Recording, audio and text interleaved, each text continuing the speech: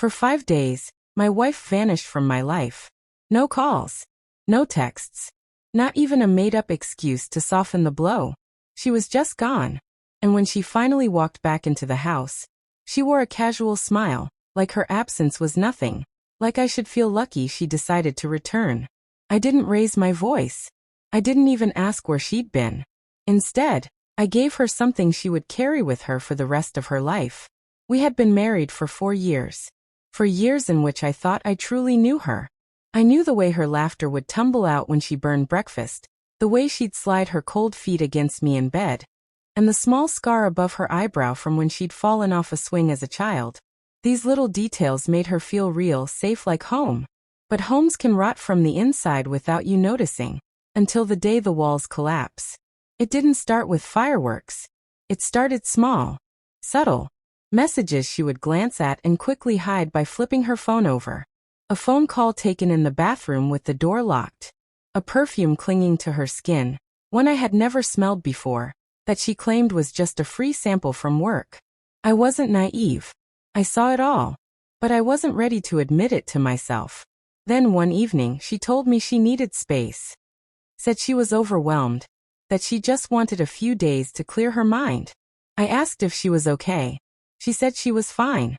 She just needed time to think. And then she left. The first day, I told myself she must be at her sister's. The second day, I still hadn't heard a word, so I called and sent a few messages. No reply. By the third day, I wasn't sleeping. My mind was tearing itself apart. Was she hurt? Was she lying in a hospital somewhere? Or was she with him? Deep down, I already knew the answer. She wasn't lost. She wasn't soul-searching. She was with someone else. And I was sitting in the house like a fool, holding on to a marriage she had already discarded. By the 5th day, something inside me broke, but not in the way you'd think.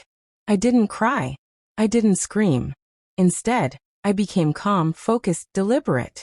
I pulled out our wedding album, not to reminisce, but to study the faces in the photos and remind myself that, once upon a time, the smiles had been real. I stopped at a picture of us kissing under an oak tree.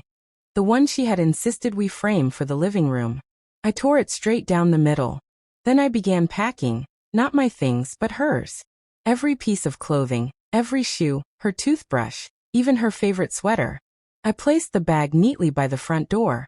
In her closet, I found a small red box where she kept every love letter I had ever written her. Anniversaries, birthdays, the little notes I'd slipped into her purse just because. I opened the box and took out every letter, replacing them with one single folded piece of paper. Around midnight, the door creaked open. She stepped inside and saw me awake, sitting there in silence. She didn't look surprised. She just said, "Hey," as if she hadn't been gone for almost a week. Her eyes drifted to the bag by the door. "What's this?" she asked. I didn't answer. I simply handed her the note. She unfolded it with shaky hands. I watched her face as the words sank in. First confusion, then guilt, and finally, the sharp stab of realization. The note read, "Don't worry about where I've been. Worry about what I've learned." Her lips moved like she wanted to explain, but no words came out. I stood up and walked past her. I didn't need her confession. I didn't need to hear the rehearsed excuses. I already knew the truth. On the 3rd day of her disappearance, I had stopped being the desperate, heartbroken husband. I had started following her. I saw the hotel. I saw him. I saw the way she looked at him. The way she used to look at me. But I didn't confront her there. I let her think she was safe. Let her believe I was blind, because silence, when it holds the truth, is a powerful weapon. Now, she begged me not to leave. She said it was a mistake. That she had only needed closure with him. That it didn't mean anything. But 5 days of vanishing without a single word doesn't get erased with one apology. I didn't shout. I didn't call her names. I simply told her, "This house is mine. My peace is mine. And you gave away yours for 5 nights of nothing." Then I closed the door behind her. She had expected to walk back into the arms of the man who loved her unconditionally. But that man was gone. She came home looking for forgiveness. Instead, she found her bags packed, her lies exposed, and a husband who finally remembered his worth. That was the last time I saw her. And the look on her face, when she realized she wasn't the one ending this.